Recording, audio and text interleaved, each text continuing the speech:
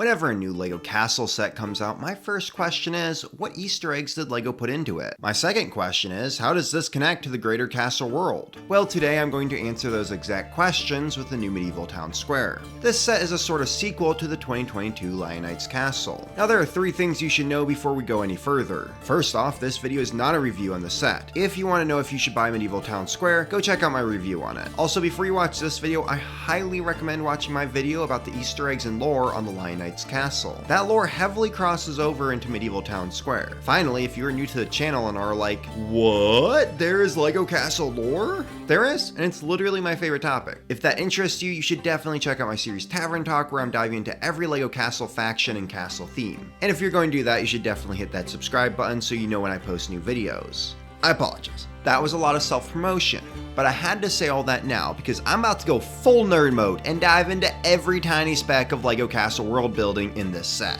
And I'm definitely going to be referencing other LEGO castle lore I have talked about, so I'm just kind of giving you all a heads up.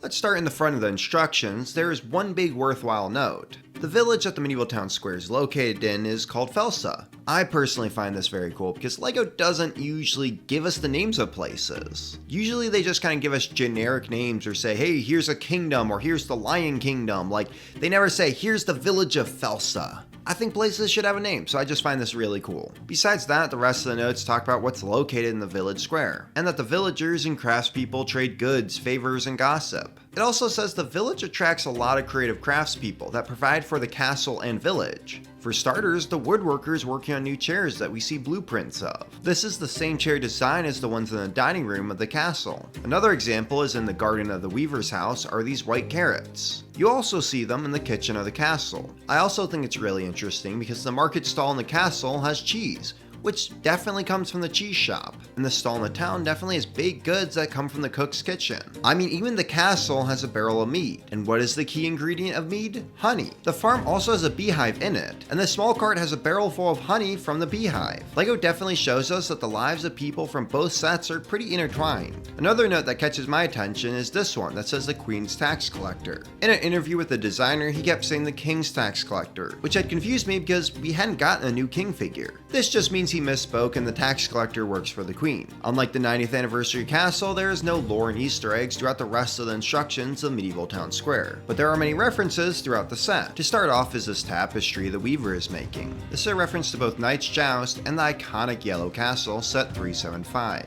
According to the designers, this is based on a scene in a LEGO magazine. Now there's also this scene in a LEGO ad which shows the joust and yellow castle together. Now in the 90th anniversary castle, we were told that the time of the yellow castle takes place long before the time period of the Fright Knights castle. Both sets show me that the time period of the Yellow Castle was a big deal to the Fright Knight faction. They seem to hold it in great respect because they make tapestries of it and hang shields of the knights on their walls. This also just backs up my theory that I made in my video about the era of the Yellow Castle, that Knight's Joust and the Yellow Castle are part of the same time period in the LEGO Castle world. Now there is one sticker that caused a lot of debate about what faction it's supposed to be an Easter egg to. The tax collector holds a book that has this image in it. Now many are quick to say, that's a Black Knights reference! However, my greatest problem with the Black Knights of how generic the faction is kind of bites them in the butt for this one. The visored helmet with red horse parting also makes it look like a 1980s Lion Knight. Now many have compared it to the Black Knights Sew-On patch, but honestly I think it looks nothing like it. At the end of the day it could just be a generic knight, but we won't know till the designer tells us. In the Fright Knights castle there is a great note in the instructions. This bell will do well to warn the townsfolk if the Wolfpack Marauders should one day return.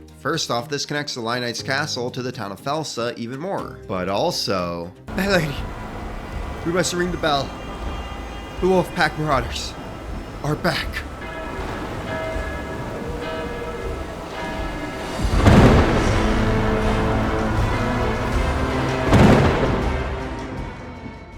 That's right, the Wolfpack are back! Wolfpack was a faction from 1992 and had a small line of 3 sets. This set features a brand new torso with updated printing. I love the addition of this figure because I see the Wolfpack faction as chaotic evil and just a group of bandits and rogues. They just do any sort of crime such as smuggling, robbing, or doing whatever they want to make money. This new figure just adds more variety to the old look of the faction, and definitely keeps that rogue look with the hood and cape.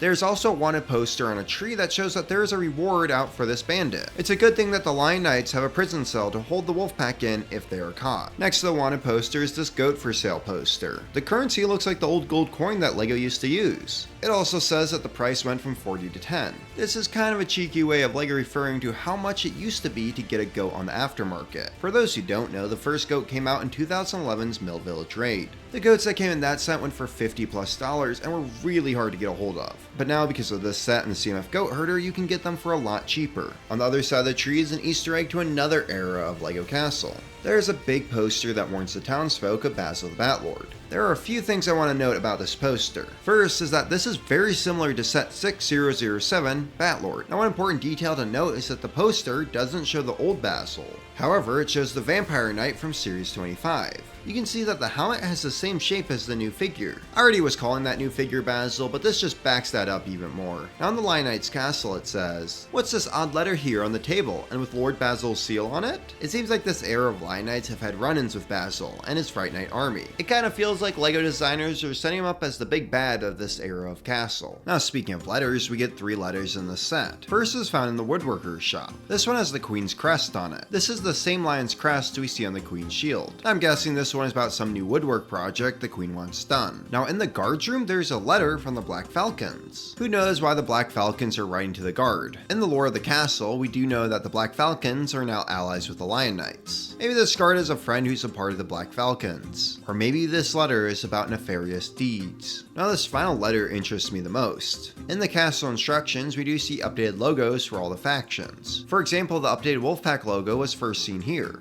This final letter has the updated Black Knights logo on it. This letter is found in the inn, in the tax collector's room, so the Black Knights may have sent him some sort of bribe to turn on the Queen, or he is already allied with them. I mean, we already know that he is corrupt, and has been keeping money for himself from the taxes. Now, I have a theory. What else is in the tax collector's room? The book that looks like it has a Black Knight in it. Maybe he got a letter from the Black Knights and wanted to do research on them. Which means this image we see in the book is an Easter egg to the Black Knights. Hopefully this does mean the Black Knights are coming back soon. One of the Fright Knights foes was also mentioned in the shield painter's shop. There's this painting that references set 6008 Royal King. Royal King, or as he's called, King Richard, was a character from 1995's LEGO Castle sub-theme, Royal Knights. He fought against both Magisto and Basil. This is the first Easter egg we've gotten to Royal Knights in Modern Castle. Maybe LEGO will do what they did with Basil and give us King Richard as a CMF. One final side thought is a lot of notes and lore in the 90th Anniversary Castle came to life in this set,